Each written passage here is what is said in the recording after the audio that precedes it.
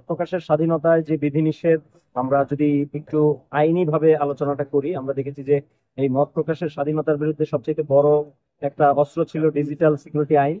এই digital security আইন কিন্তু সংস্কার করা হয়েছে বটে, একটা নতুন খসড়া এই ইন্টারিম গভর্নমেন্টের পক্ষ থেকে এসেছে, কিন্তু সেটার বিরুদ্ধেও কিন্তু আলোচনা এবং সমালোচনা চলমান।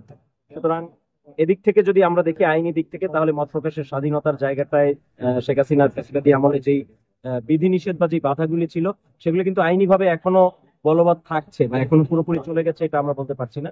আর সমাজের জায়গা থেকে যদি আমরা দেখি, তাহলে আমরা দেখছি যে বিভিন্ন জায়গায় মানুষের মত প্রকাশের স্বাধীনতার নিয়ে এক ধরনের পরিস্থিতি তৈরি হচ্ছে।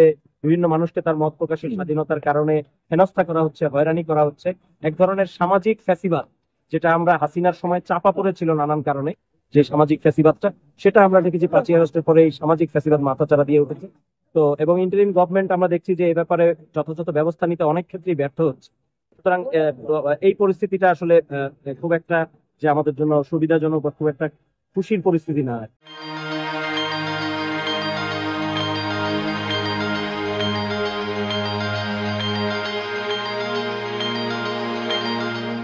না দেখেন, মপতন্ত্র আমাদের গত যে 16 বছরের যে ফ্যাসিবাদী আমল, সেখানে আমরা জানি যে অনেকগুলো ইভেন্ট ঘটেছে এবং তার মধ্যে দিয়ে অনেক ধরনের সামাজিক বিভাজনের মধ্যে কিন্তু আমরা পড়েছি। এবং এই সামাজিক বিভাজনগুলোকে আওয়ামী ফ্যাসিবাদ মোকাবেলা করেছে আইন দিয়ে, দমন দিয়ে, নিপীড়ন দিয়ে। তারা সামাজিক ফ্যাসিবাদ গুলির কোন ধরনের যেই তর্ক বিতর্ক বা এঙ্গেজমেন্টের মধ্য দিয়ে এই ফ্যাসিবাদ গুলির যে সমাধানের দিকে যাওয়া, এই সামাজিক যেই মতগুলির সমাধানমূলক একটা কর্মসূচির দিকে যাওয়া, সেদিকে কিন্তু তারা যায় নাই। এগুলিকে তারা চাপা দিয়ে রেখেছে এবং 5ই আগস্টের পরে সেটাই আমরা দেখছি।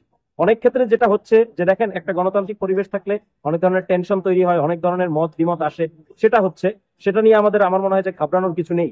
কিন্তু এই যে মানুষের বিভিন্ন মত প্রকাশের উপরে যে এক ধরনের মততন্ত্র কায়েম করে সেটাকে ধামা চাপা দেওয়ার চেষ্টা বা সেটাকে প্রতিহত করার যে চেষ্টা, আমি মনে করি যে সেই জায়গাটা আসলে আমাদের সমাজের জন্য একটা অ্যালার্মিং জায়গা।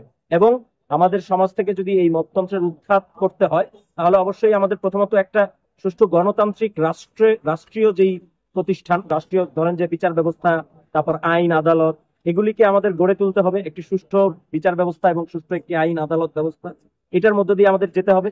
প্লাস পাশাপাশি আমাদের সামাজিক ভাবেও এই জিনিসগুলিকে মোকাবেলা করার জন্য অভ্যুত্থানের মধ্য দিয়ে আমরা যে নতুন একটা স্পিরিট অর্জন করেছি, বাংলাদেশের মানুষ কালেকটিভলি যে স্পিরিটটা অর্জন করেছে, সেই স্পিরিটের আলোকে আমাদের সমাজ সংস্কারমূলক বিভিন্ন পদক্ষেপ আসলে হাতে নিতে হবে, যদি আমরা এই মততন্ত্রের হাত থেকে রক্ষা পেতে চাই।